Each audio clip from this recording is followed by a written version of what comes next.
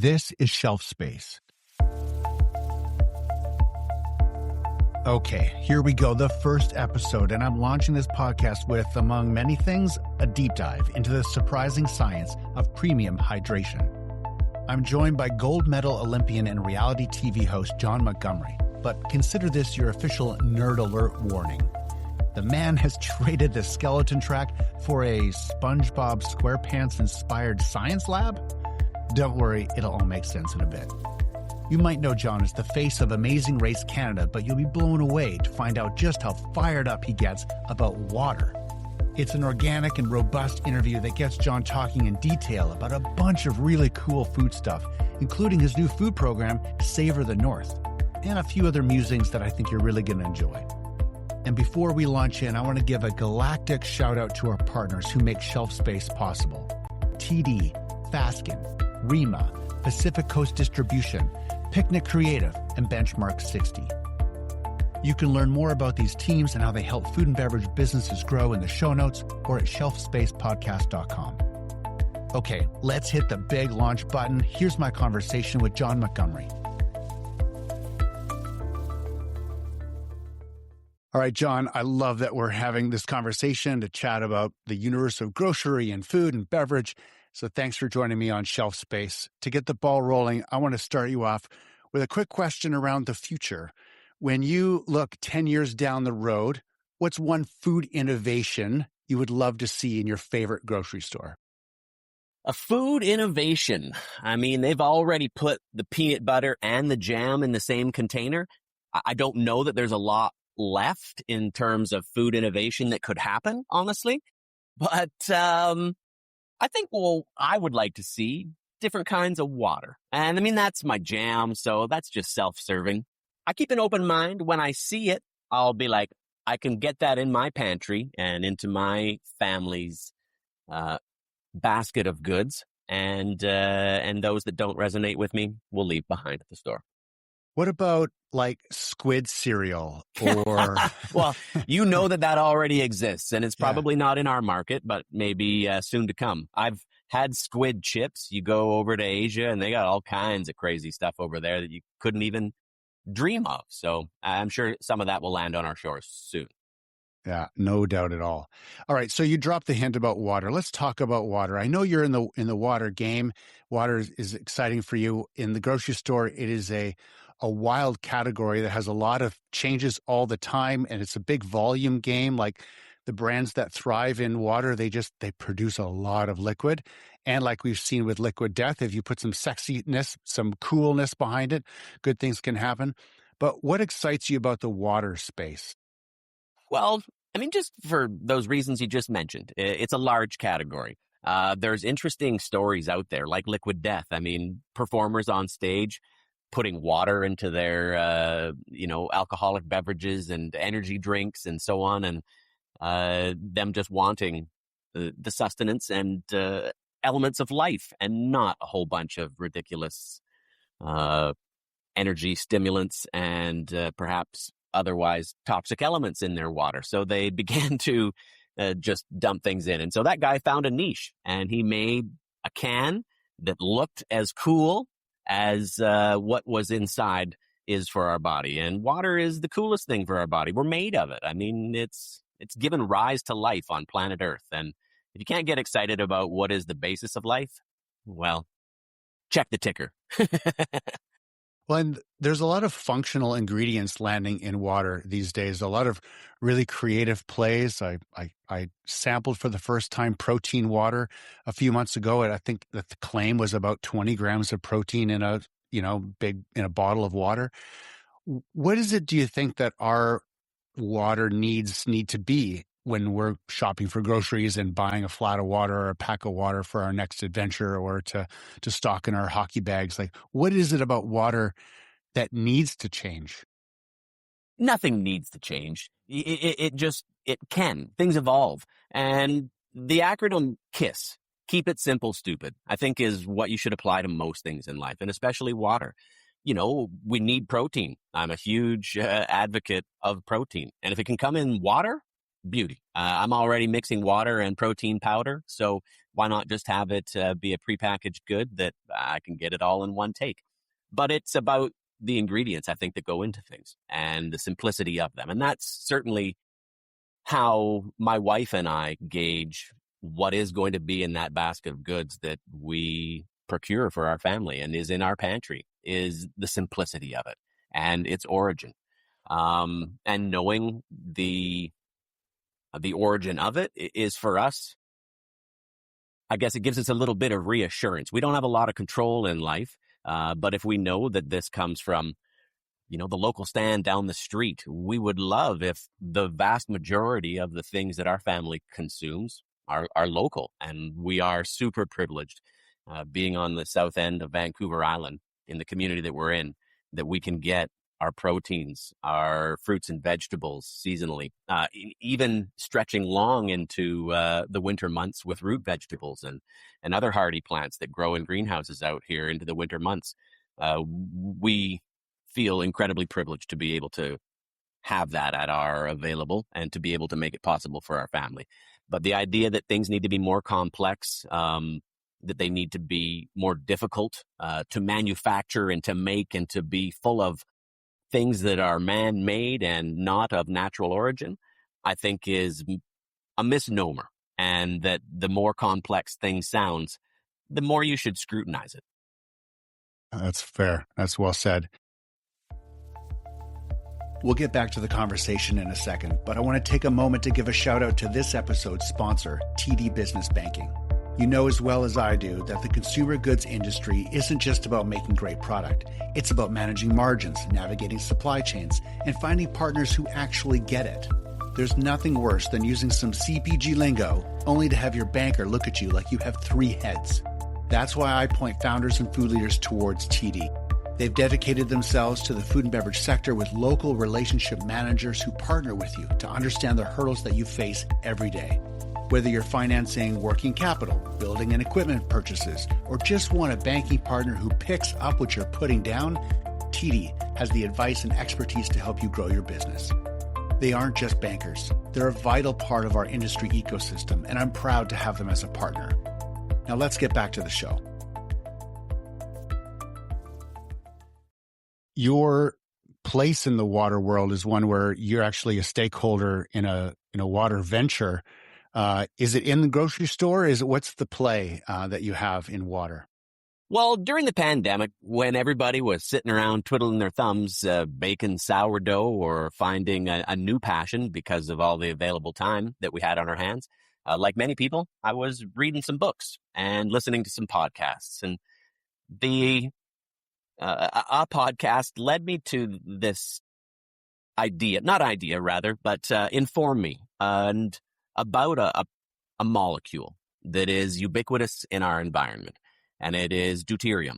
And in just about everything that we consume, whether it's the bulk water that comes out of our tap or the fruits and vegetables, some have higher levels of deuterium because plants have, I guess, shockingly, being much older than we are as organic beings on this planet, have discovered that it's not really great for their body, for their fruit, for their seeds. So they somehow have, I guess, adapted and evolved to store it in their root system. So when we eat roots and tubers and things that are underground, these have higher levels of deuterium in them. And to take it back to what deuterium is, it's heavy water and light water, and the heavy water is deuterium plus. And so that's what is in a nuclear reactor to slow down that process of fission. And when it's in our bodies, we would probably benefit from having lower levels of deuterium in our body. These little tiny molecules.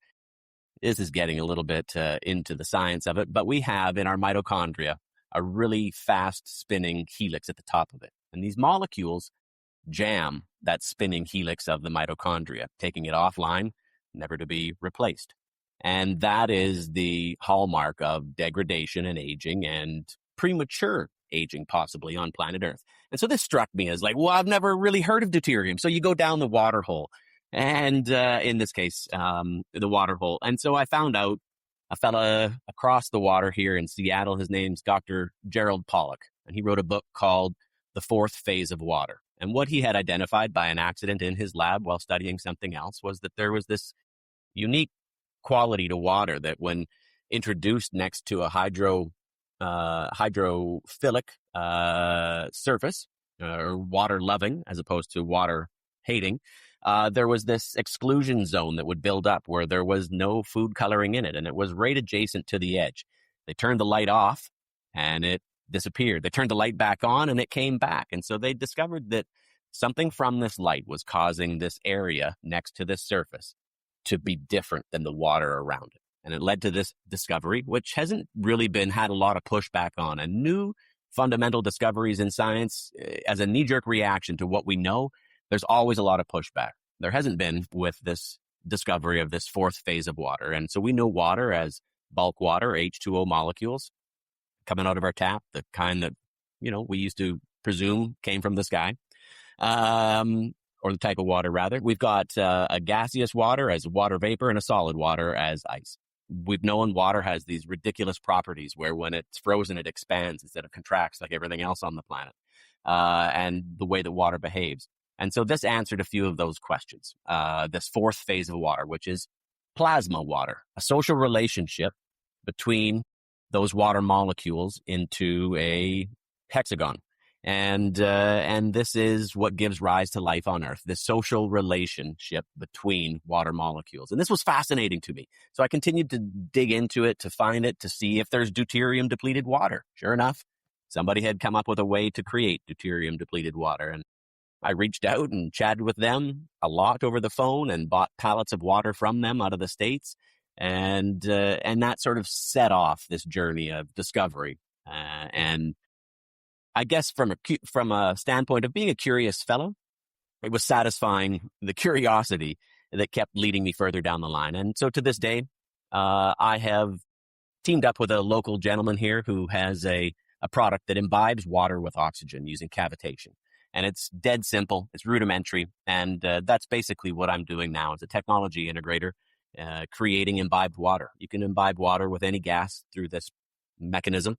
And oxygen and carbon dioxide have two opposite properties, or not opposite, but rather different properties when imbibed with the water. The carbon dioxide water really becomes industrial use water, being able to clean without surfactants, break up bitumen with just agitation at room temperature, which is, they don't do that in the oil sands or elsewhere in the world when they send water down into the hole. It takes incredible heat and potentially other chemicals to separate what's in the bitumen from the fractal sand to the clay to the water and then the oil on top. Just with simple agitation in carbonated water that has ultrafine nanobubbles in it, which is what this device does, creates ultrafine nanobubbles, defined by being less than 100 nanometers in size. They don't have any buoyancy, so they stay in the water. And the oxygen water has health benefits to it. You can drink it, soak in it, and the myriad of benefits that are born out of ingesting oxygenated water of this sort has, I think, profound benefits for our population. I love it. So I'm imagining a sponsorship, maybe of SpongeBob SquarePants. Right? Is that's where you're going with this? I'm sure of it. I think that's probably a great relationship. SpongeBob, he's full of water himself, living in a sea. Well, Jon, let's take a step back. Was it 16 years ago that you walked through Whistler Village drinking a beer on national television after winning gold in the skeleton in the Olympics? I'd never heard of you before. Never really took your sport all that seriously. There's just too much spandex involved, I think. But from then to now, I never thought we would have a nerdy conversation about water. So right. And that beer was 95% water. So instead of calling it beer, we should just say Jon was chugging 95% water on the streets of Whistler. You could rebrand that moment in history. Good luck with that one. Yeah. Now, your relationship with food I find really interesting. And one of the reasons why we're talking today is because you have another venture. You're involved with something called Savour the North. And when I first stumbled across it on YouTube, I was fascinated with this approach that you're taking of kind of taking viewers behind the scenes of very either classic or sort of almost very normal products that get made in the Canadian foodscape. What is it about Savour the North as a project that's really driving your excitement for talking to people about recipes and food ingredients? I think it's combining a lot of things that I'm interested and passionate about. I am eternally grateful to this country that I belong to and come from, and I would like to sing its praises and have everybody be as proud to be Canadian as I am, or certainly championing the things that are quintessentially Canadian, and maybe through that process, shining a light on what we all collectively have to be proud of. And that is that we are the breadbasket of the entire world. And the companies that are related to the agriculture industry that is prolific here in Canada have the best ingredients by which to make products from. And so I think that starting there is a great premise to be able to celebrate these brands. And then once you get to know the story behind a brand, it becomes more compelling. It becomes richer. When you see it on the shelf, you now know that the five brothers started Highlander Foods off of a dock on the East Coast in Canada, and that they're now one of the world's largest fish companies, and they've evolved into this modern day Leviathan that we can be proud of here in Canada because they're stewards of the oceans, doing it, harvesting fish in a responsible, ethical manner that I think Canadians should be proud of. When you find out that Primo Pasta goes from the back of the truck in a whole grain kernel to an actual pasta in less than 48 hours done in a factory in Ontario is remarkable. And talk about fresh quality inputs and ingredients. You deal with the idea that Heinz is an American company. But when you break it down, this American company is growing tomatoes in Leamington, Ontario, is then taking them to Montreal in a factory built by Canadians that is employing Canadians to make this ketchup. It somehow becomes less American and more about supporting your brothers and sisters, the farmers and the factory workers and the construction workers who are making all of this possible. And so our that children that consume ketchup at large volumes. Well, there you go. Now you know a little bit behind that story. And so these stories are really compelling. And with the use of artificial intelligence now, we can take still photographs, which a lot of these companies like Kawartha Dairy don't have a lot of archival video like big companies do, but they've got pictures of mom and pop and the original store. And now when you feed these photographs into artificial intelligence, they come to life. And you can see the goosies on my arm. Being able to tell a story in a new way using new technology, I find it fascinating. And we would like to shine the spotlight on Canadian brands, on their history, and how they can be incorporated into dishes that we are familiar with. And sometimes we take some creative liberties with an old, tried, tested, and true dish, say like pasta and meatballs, and we call them biscuits in the basket, making a cradle of pasta with a meatball in the middle. And so not taking myself too seriously. I am not a cook. Nobody should ever confuse me with being a cook.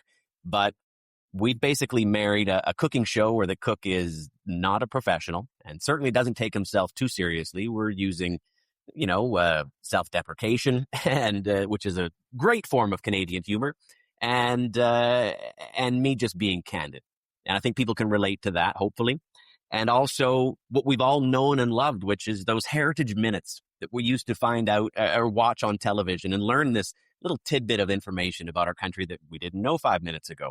And so it's basically like a heritage minute for a cooking show to learn about Canadian brands and celebrate Canadian awesomeness so that you can be compelled to seek out those options on your shelf and support Canadian when you go to the food store and make an informed choice. And one of the conversations you and I had previously was around Savour the North as an entrepreneurial venture. And I think a lot of our listeners are founders and leaders of companies that are very familiar with the game of raising money and finding partners and collaborating with like-minded businesses and individuals. What's it been like sort of putting some of that blood, sweat, and tears behind a venture like that and putting yourself out there to say, we want to do this for you, but we need your investment in order to make this a true collaboration? What's that been like putting yourself out there like that? You know what? Asking for money, I think, is something that I've been beta testing with since I was knee high to a grasshopper. You know, going door to door in my small town, selling silent riders for the Lions Club, for the cross country ski derby, or going and knocking on the same doors perpetually for book sales, for food drives, for everything. I've knocked on every single door and haunted its doorway in my small town of Russell, Manitoba. There are only 250 homes, at least when my mom was done her real estate career. That's how many there were. I'm sure there are, and I hope there are more today. But and being an athlete and they've all required you to go out there and say, listen, this is what I'm doing. You may not get anything back from this. This might be an altruistic gesture on your part to be a part of a journey. But if you would like and are compelled to help me achieve something, then we can be a part of this journey together wherever it leads. And I've done that, like I said, for a long time. So asking companies if they would like to pony up the requisite amount to be a part of Savour the North isn't something that I mind doing at all. The cold calling, the perpetual no's that you're inevitably going to run up against, don't make me shrink. Don't make me feel less than because somebody said no. It just wasn't a right fit. And you know in your heart of hearts that you got to go through 20 no's to get to a yes. But that doesn't make the workload any less. But that doesn't scare me. I'm not afraid of no's. I've asked for money basically my whole life from my parents, strangers, and corporations that might want to be a part of a journey. And this is part of that. And because I believe in what we're doing, it makes it easy because you're not, it's in your heart. And I can't imagine selling anything that I didn't believe in. And I was a car salesman. So as an auctioneer, I have to leave it up to the audience. They're the professionals. I don't know what they need. So I just got to call numbers. Got a bit of one, who a bit of one, anybody on a bit of one, who a bit of one here, two where. And they will tell me what this vehicle is worth. And by golly, they can buy it if they want it. As a car salesman on the floor of Jim Pattison Lease, which is where I sold for 3 summers while I was tobogganing in 06, 07, and 08, I wasn't a hard sell. I didn't smash people into cars they didn't need. I literally, and it might be cliche to say, but I viewed myself as a problem solver, helping somebody solve their transportation problem. And when I came at it from that perspective, I sometimes had to send people away. Guy was looking for a minivan to tow his camper with. I asked him how big his trailer was. And this minivan was wildly underrated from a performance and handling and suspension aspect to be able to deal with that load. And so I had to send him away. And he came back later and bought a small car for his daughter, of which I was more than capable and able of helping him solve that problem. So that has been the journey. And when you believe in something like I believe in Savour the North, it's an easy ask because I know that we can deliver. The guys that I work with, primo. Primo pasta. I think that's on my brain. They're quintessential professionals, and it's a small team. So we can basically do what we want to make it work for those that we're serving. And I'm proud of the product that we've put out so far, and I can't wait to do more. Well, let's stay with crews for a second, because I know you've got your Amazing Race Canada film crew and you've got your Savour the North crew. When the cameras stop rolling and you guys go try to find somewhere to eat, what are some of these places you guys are eating at? What are those culinary moments that stand out to you that might be a little bit off the beaten track? You know what? I am absolutely spoiled rotten with my work on the Amazing Race Canada.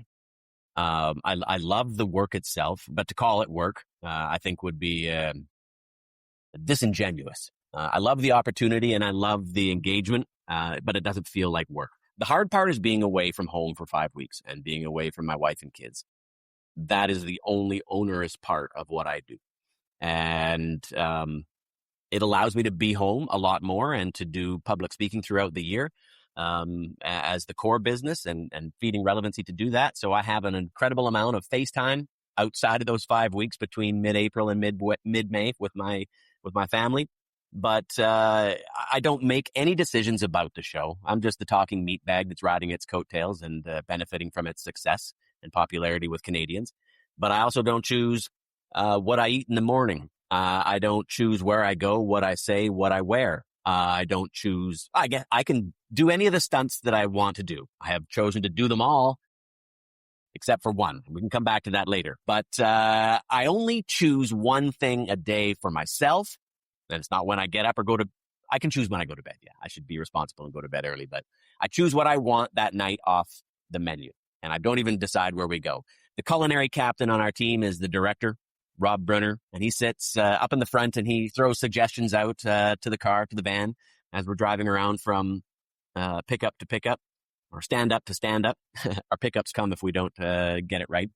And we seek out places that are definitely more focused on local, and definitely the types of places that have meat on the menu. We're a van full of, I shouldn't say that. E could do a lot of vegetables. E doesn't love a lot of meat, but the rest of us are hardcore carnivores and we like steaks and feeling satiated that way. So, but it's not a prerequisite, but we seek out local. We love to go to places that, have a profile, and it doesn't have to be one that is, this is a staple in the community. It's sort of one of those niche profiles. Like maybe it's just come in, or there's this energy around a new chef that's been to New York and Bangkok and the backwoods of Sweden. And he knows how to, go out into the bush and cultivate from the land that's around him. And he brings these back to his local community where he grew up in Smithers or in Penetanguishene or wherever the heck we might find ourselves. One of the best experiences food-wise was certainly out in Newfoundland at, I think it's called the Mallard Cabin, if I'm not mistaken. What is neat about that place is the oldest wooden structure in North America. I don't even know how that's possible. You'd think there's a granary older than this place, but these are the types of places that you can find when you get out there and not even off the beaten path, but engaged in the process of trying new things, seeking out opportunities to delight your taste buds and your culinary adventurous spirit. And we do that. We don't just eat at the same old, box store places. We know the one that we'll go to when we can't find anything else that's suitable or open, because sometimes we finish late. But these are the types of things we do. Rob is the driving force behind it. I think he'd like to shirk his responsibility and pass it off to somebody else, but I'm not volunteering because he bats nearly 1,000 with me. That's amazing. I don't do well when I'm with a group of people and they all look to me because they think I'm the food guy. And I do not have a good track record with picking restaurants. I think I get too creative, and then we're eating something pretty sketchy, and it's like, we're pretty sure it's old goat meat when we thought it was going to be filet mignon. So I've been down that path too, but apply that acronym to finding those places. KISS. Keep it simple, stupid. Yeah.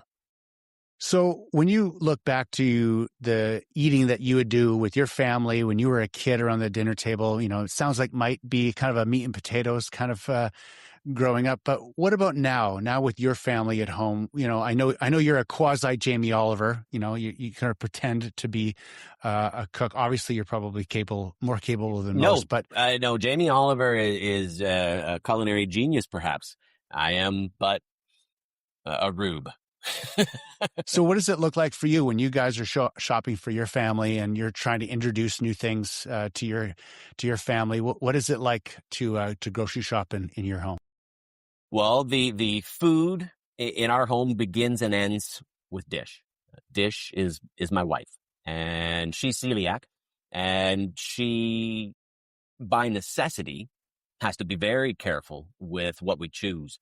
And her disease, her sensitivity to gluten, framed as a disease, it has led us to a profound understanding of the interconnectivity between what we eat and how we feel, and the biochemical reactions that take place in our bodies. And so we place a great deal of importance on food.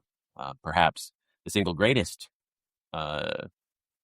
consideration that we make, other than, how we keep our family safe and wearing seatbelts, I guess, is the food that we put in our bodies. And Darla has been the driving force. Darla Dish has been the driving force behind all of that, out of necessity to regain health. Through tobogganing, we've smashed our faces off the ice a lot at great speeds.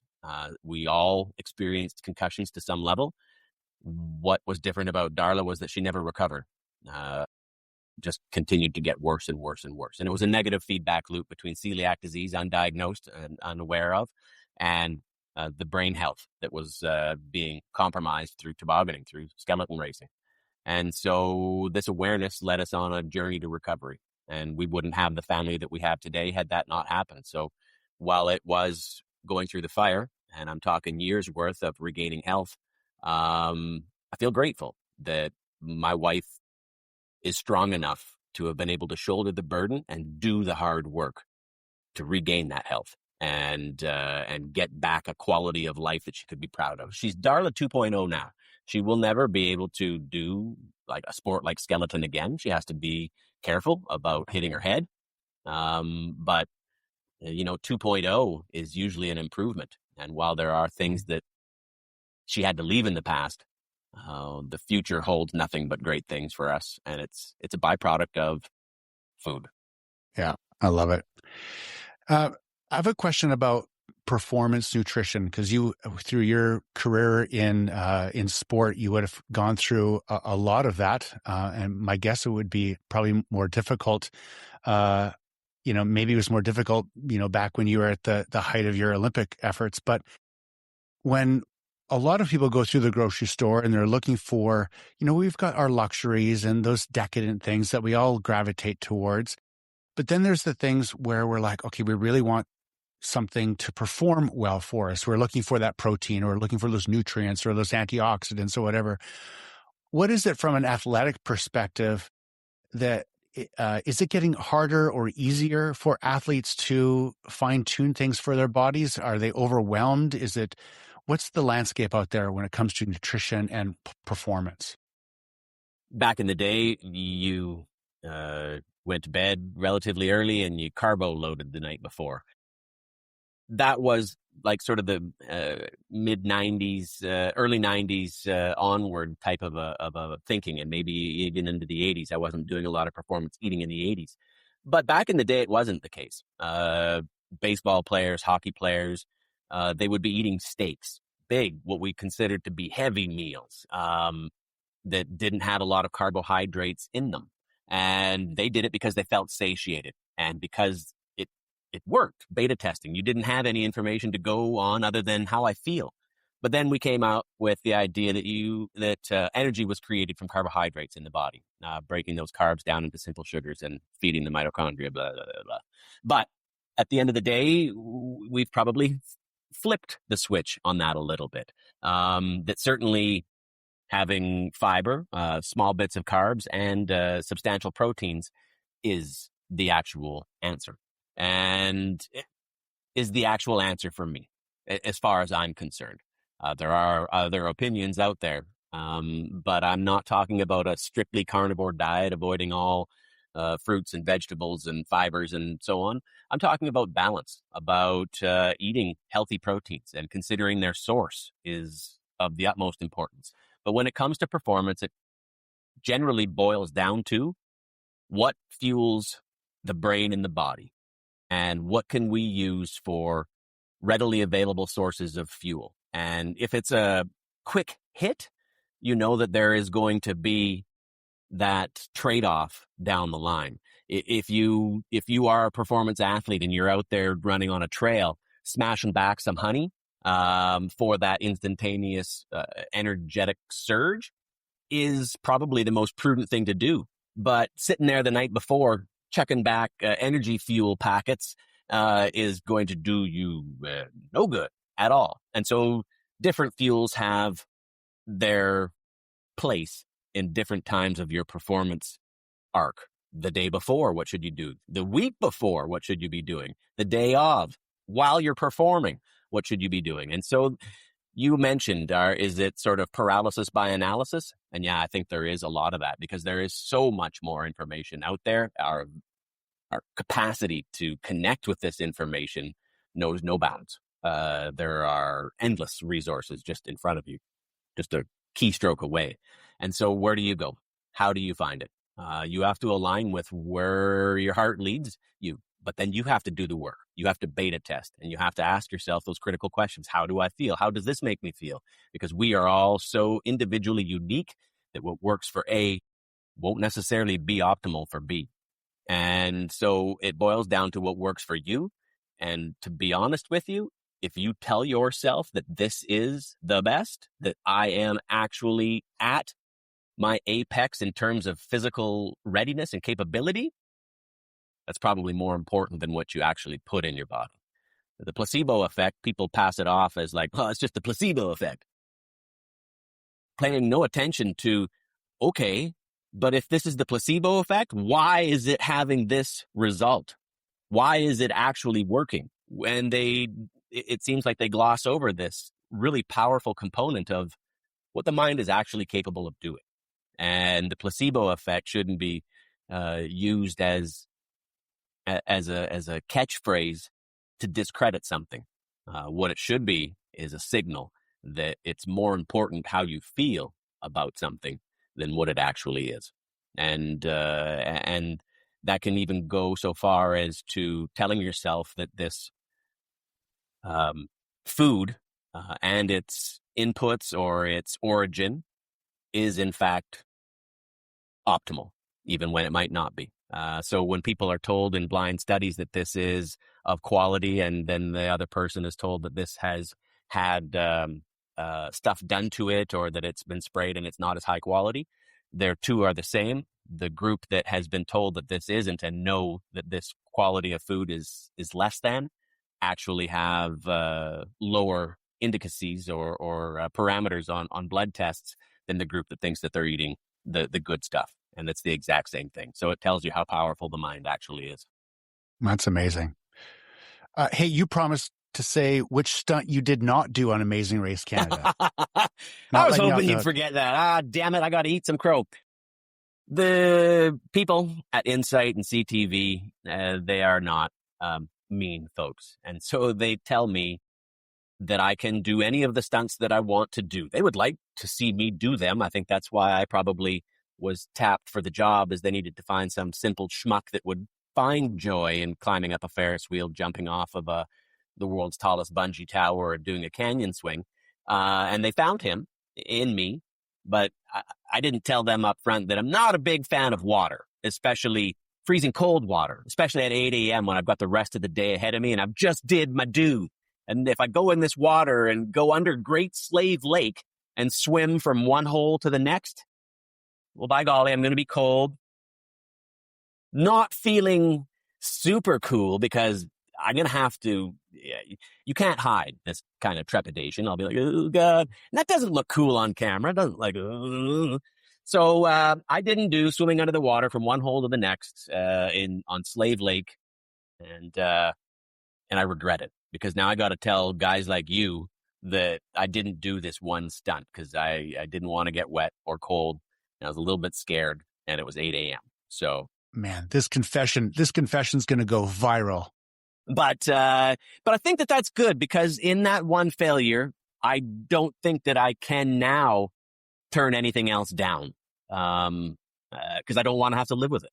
And it's inherently safe. All of the stunts that we do, nobody's going to be presented with the option of death as being a byproduct of failure.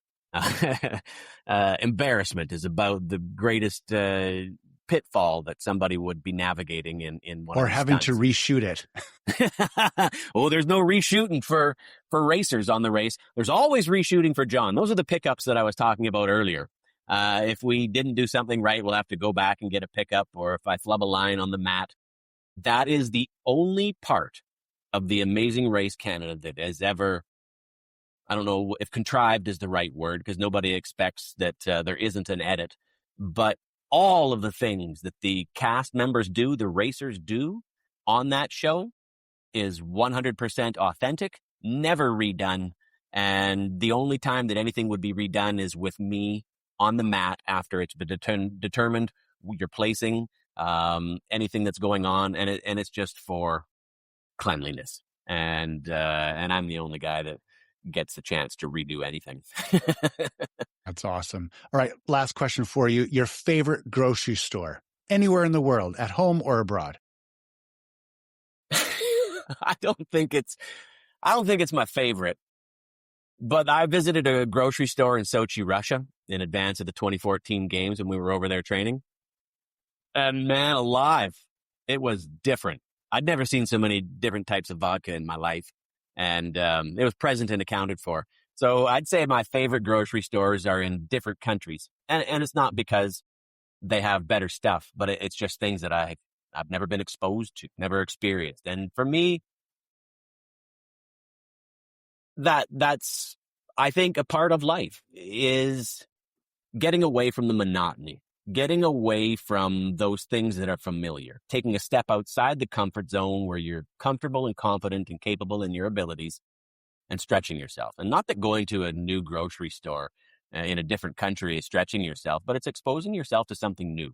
And if that's the first step that it takes to have a mindset that will allow you to take that step towards something that actually scares you in life, then I think going to that grocery store in a foreign country is a great way by which to realize that there's more out there.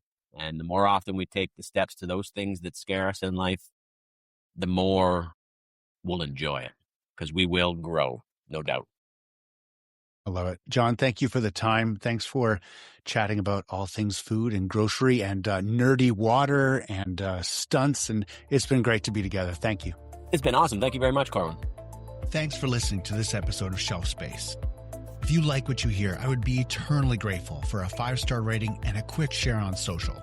Your support means the world to me and our partners, TD, Fasken, Rima, Pacific Coast Distribution, Picnic Creative, and Benchmark 60. For bonus content and resources from our sponsors, go to shelfspacepodcast.com. I'm Corwin Hebert. I'm glad we're on this rocket ship together. I'll see you in the future.